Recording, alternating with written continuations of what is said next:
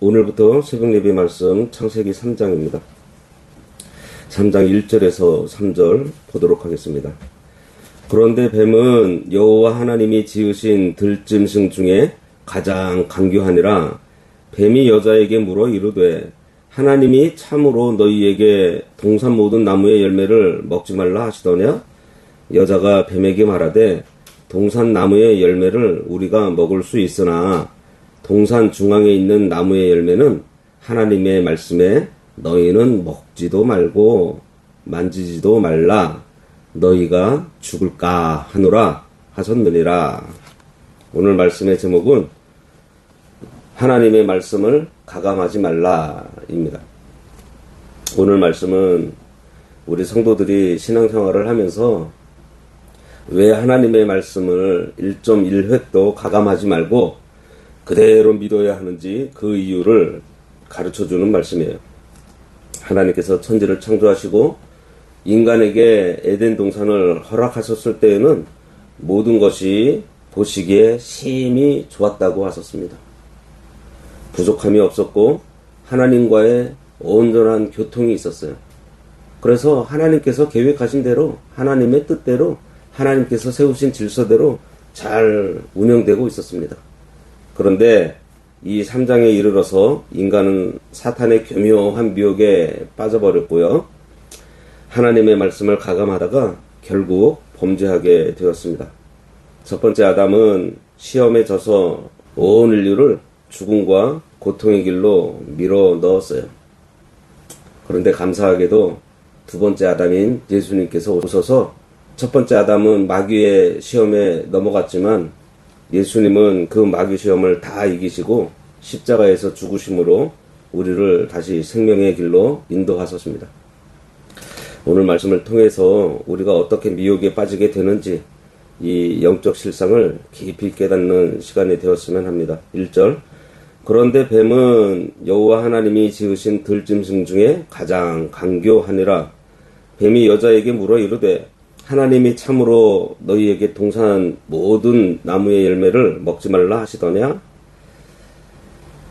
여기 보면 2장을 지나서 3장에 들어오면서 그런데 하면서 시작하고 있습니다.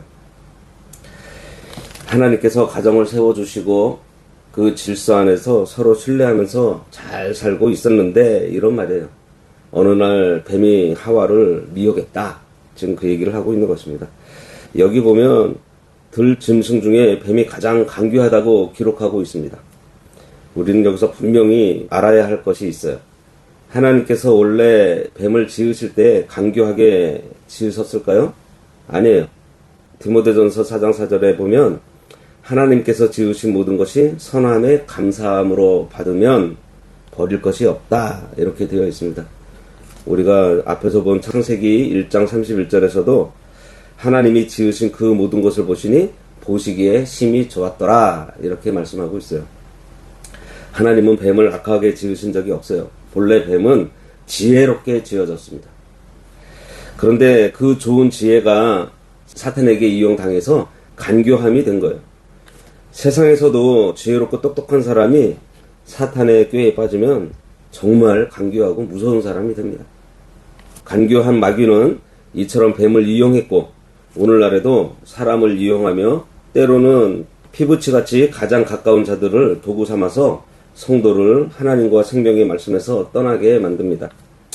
우리는 인간이 타락하기 전 이미 하나님의 주권 아래에서 스스로 교만에 대적하다가 내쫓긴 타락한 천사 마귀가 존재하고 있었다는 것을 알아야 합니다.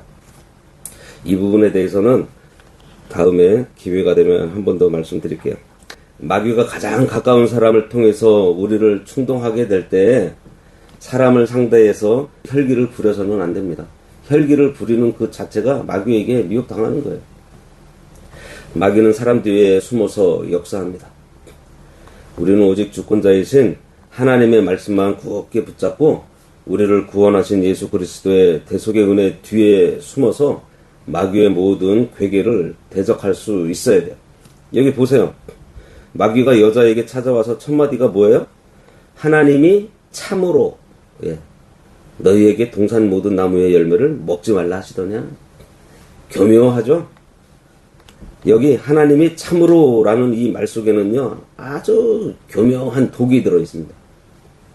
하나님의 말씀이 참되지 못한 것처럼 의심을 심어주는 말이에요. 마귀는 항상 이런 식으로 하나님과 인간 사이를 이간질합니다. 하나님은 분명히 창세기 2장 16절과 17절에서 동산 각종 나무의 열매는 네가 임의로 먹되 선악을 알게 하는 나무의 열매는 먹지 말라.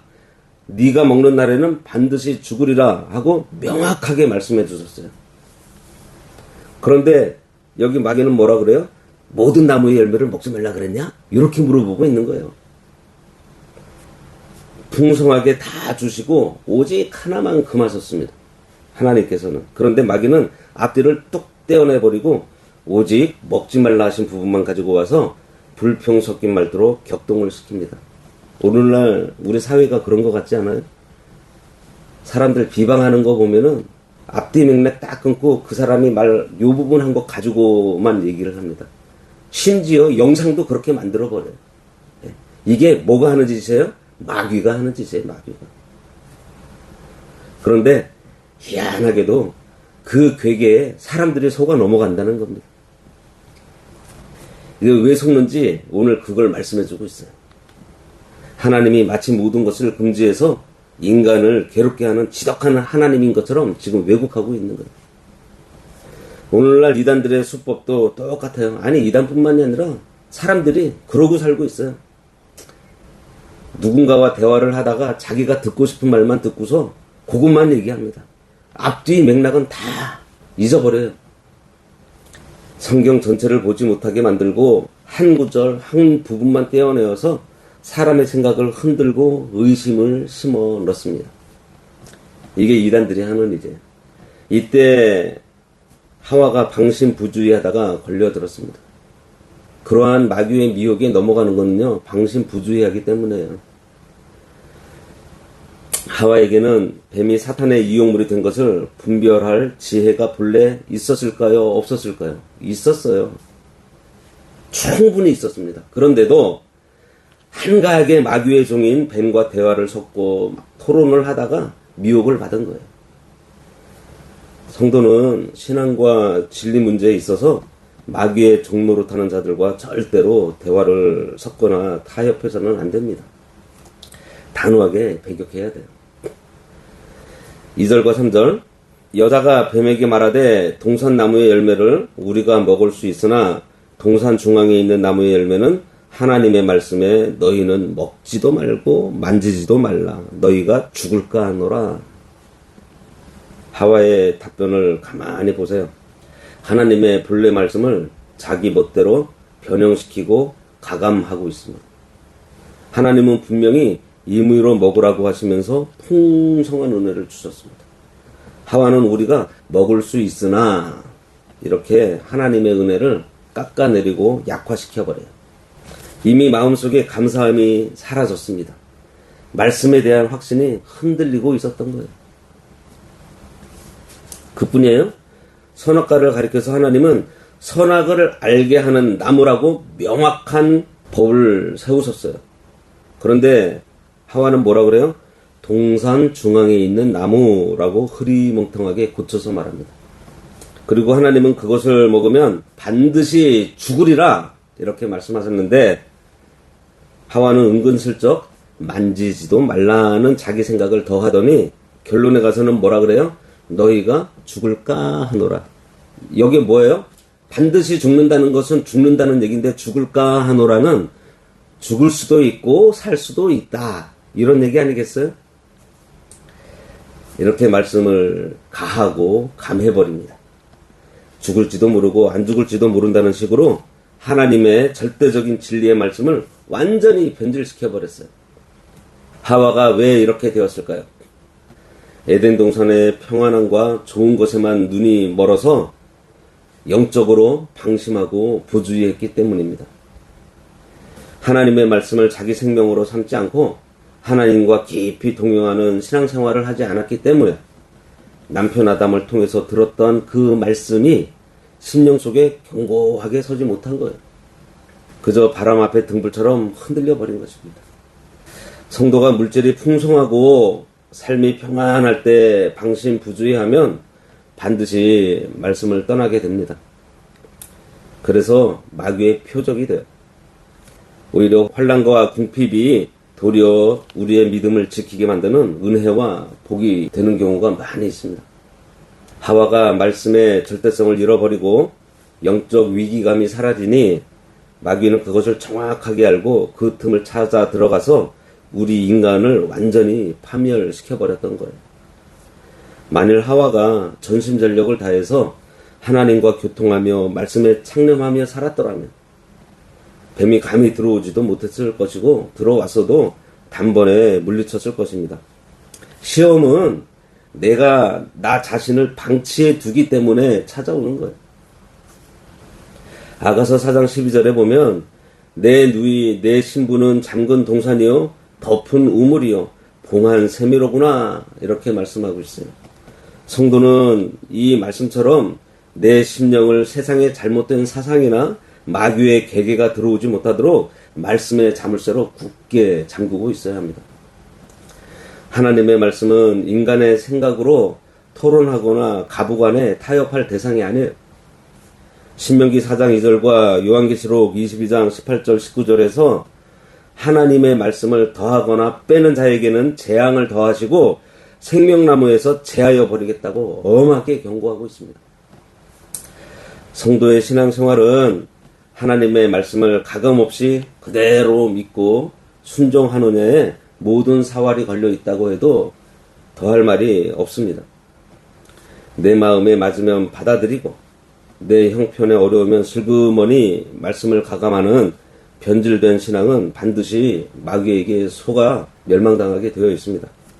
창세기 3장의 이 비극적인 시작은 오늘 우리들에게 강력하게 경고하고 있습니다.